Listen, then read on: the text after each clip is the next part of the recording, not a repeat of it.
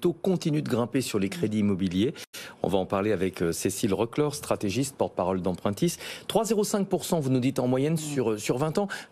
Si je ne me trompe pas, ça ralentit un petit peu le rythme de progression. Oui, vous avez tout à fait raison. On a eu une accélération sur le dernier semestre de la hausse des taux portée par le coût de l'argent pour les banques, l'OAT 10 ans dont vous parliez justement dans la séquence précédente à 2,80. Là, on voit que les banques, elles essayent quand même de maîtriser leur augmentation. Donc, on avait pris plutôt 20 points de base sur janvier, pareil pour février. Et là, on est sur une petite dizaine. Donc, on voit bien qu'on est dans la période où on recherche la stabilité. Et puis, aidé par le taux d'usure, on essaye de cantonner les hausses au maximum pour pouvoir continuer à prêter. Mais là, avec l'augmentation, parce qu'on en a beaucoup parlé la semaine dernière chez nous de la Banque Centrale Européenne, il y en a beaucoup qui se disaient ça serait pas mal finalement, 25 points de base, bon c'est 50. Est-ce que ça va pas de nouveau accélérer la cadence des hausses des taux Alors c'était bien anticipé par les marchés, Marie, parce qu'en fait tout le monde savait qu'on avait 2 hausses de 50 points de base. Ce qui est plus embêtant, c'est si la hausse se poursuit. On a quand même eu des annonces, Faucon, Colombe, jusqu'à 125 points de base. Et là, effectivement, si on continue à avoir une augmentation des taux de la BCE, ça a un impact sur le bilan financier des banques. Ça ne veut pas forcément dire que l'OAT 10 ans va continuer à flamber. Ce qu'on espère, c'est que de ce côté-là, on ait une stabilisation. Et donc, on n'aura pas forcément 100 points de base de plus sur les crédits immobiliers dans les 6 prochains mois, malgré tout. Vous parliez du taux d'usure à l'instant. Le fait qu'il ait été révisé et qu'il soit maintenant révisé tous les mois, est-ce que ça ne va pas redonner des marges de manœuvre aux banques pour, à nouveau, accélérer la remontée des taux ? Alors potentiellement oui, même si on voit qu'on a plutôt un tassement de la hausse sur les 3 premiers mois qui rentre dans ce critère que vous évoquez du changement mensuel. Ce qu'il faut avoir en tête, c'est qu'aujourd'hui on a plutôt une situation de blocage qui fait que les banques, elles préfèrent ne pas prêter plutôt que de perdre trop d'argent. Ça veut dire quoi? Elles ne souhaitent pas prendre de risques? Alors elles ne souhaitent pas prendre de risques quand elles perdent déjà de l'argent en vous prêtant. Donc effectivement, aujourd'hui on a des partenaires bancaires qui nous disent depuis 6 mois je perds entre 5 000 et 25 000 euros pour un dossier de crédit. Vous imaginez bien que quand on perd de l'argent sur du crédit, en plus on va pas prendre de risques, donc on va être très sélectif sur les dossiers. Voire si on le pousse à l'extrême, on va plus prêter du tout. Et on a aujourd'hui des banques qui préfèrent ne pas prêter. Donc il vaut mieux avoir une révision du taux d'usure qui va permettre de remonter les taux peut-être un peu plus rapidement, mais globalement de prêter quand même plutôt que de ne pas avoir de financement. Pour revenir sur les profils d'emprunteurs, c'est pas parce que je suis auto-centrée sur ma chronique, mais, non, mais vous avez raison. Clairement ce qu'on voit, c'est que les deux principales victimes, j'ai envie de dire, à la fois du taux d'usure, des restrictions sur le crédit, de la hausse des taux, du Haut Conseil de stabilité financière, le régulateur des banques en matière de crédit immobilier, ce sont deux profils, à la fois celui du primo-accédant, j'ai parlé de cassure du parcours résidentiel, et les investisseurs, ceux qui créent une offre locative. Vous le constatez vous aussi? Clairement, aujourd'hui vraiment tout est focusé sur les deux extrémités de la chaîne. Effectivement, quand on est un ménage modeste et qu'on avait plutôt besoin d'allonger la durée pour pouvoir absorber une mensualité, la limitation à 25 ans et le taux d'endettement à 35, même si on n'est pas très loin des pratiques des banques hors assurance emprunteur, ça avait du sens.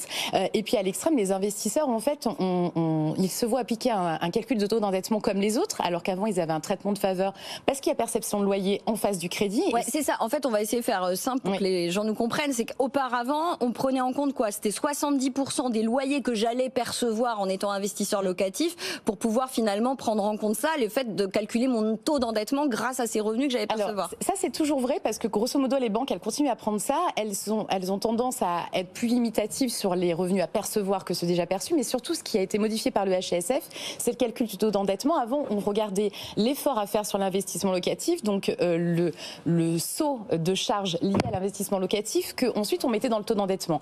Alors qu'en fait, aujourd'hui, on ne peut plus faire ça, on calcule le taux d'endettement pour tout le monde pareil, et c'est en gros 10 points d'écart sur un taux d'endettement, ça veut dire qu'il y a des investisseurs qui ne peuvent plus être financés, et puis grosso modo, un investisseur, c'est une prise de risque supplémentaire si les prix de l'immobilier se cassent la figure, donc en fait, on a tendance à avoir un peu plus de réticence côté banque. J'aimerais qu'on parle des perspectives. Vous nous dites on va peut-être atteindre les 4% pour un crédit à 20 ans plutôt que prévu. Pour quelle raison?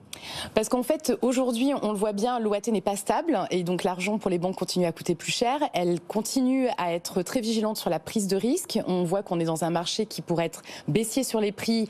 Alors, on l'attend encore, mais pour l'instant, on a quand même des premiers signaux qui vont plutôt vers une baisse des prix, donc une prise de risque plus importante. Et donc, les banques vont devoir appliquer une marge un peu plus importante pour prendre leurs risques. On nous dit souvent que 4%, c'est un seuil psychologique important. Ça ne veut rien dire dans l'absolu, mais c'est le niveau auxquels on empruntait dans les années 2000. Après, il faut remonter beaucoup plus en arrière pour avoir des taux plus élevés. Il faut remonter la décennie d'avant, effectivement. Déjà pas mal. Oui, alors après, on s'est mal habitué. Marie Cœur de Roy n'était pas née. Hein. De quoi? Non, clairement.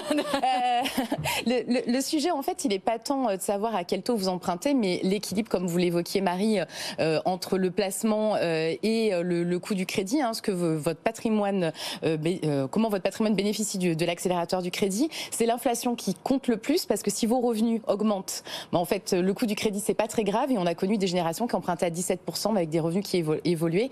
Et donc, ce qui compte maintenant, c'est la baisse des prix. Ouais, et la baisse des prix, elle sera jamais du même ordre que la hausse des taux. On rappelle, des taux à 3-4%, ça voudrait dire qu'il faudrait, pour que bon an mal an, on se retrouve dans les conditions d'il y a 2 ans, que les prix baissent de 30%, c'est ça, 25-30%? Alors, il y a des endroits où je pense que ça baissera d'autant, des endroits qui sont en train de se détendre, où les gens... Par exemple, tout ce qui est zone détendue avec peu d'emplois ou un emploi très resserré, parce qu'en fait, vous allez avoir un report de j'aime la verdure et je voulais être loin, mais en fait, ça me coûte très cher en essence. Je me rapproche des bassins d'emploi. Et puis, parce que là où vous avez moins d'emplois, en fait, vous avez plus de chances que malheureusement le marché de l'immobilier ne suive pas. donc c'est l'effet Covid à l'envers. Il y a des chances. Marie? Moi, j'arrête pas de le dire. Je pense qu'il y a des petites bullettes. C'est-à-dire qu'on a dit, est-ce qu'il y a une bulle immobilière à Paris? Non. En France, au sens large, non. Mais effectivement, il y a des villes où le tissu entrepreneurial et le dynamisme économique ne justifiaient pas des hausses de prix à 2 chiffres chaque année depuis 2-3 ans. Donc, effectivement, il va y avoir des réveils difficiles dans les prochains mois, les prochaines années. Ouais. Surtout pour les investisseurs. Merci beaucoup, Cécile Reclor, stratégiste et porte-parole d'Empruntis. Merci beaucoup, Marie Cœur de Roy, d'être passée nous faire coucou en plateau cet après-midi.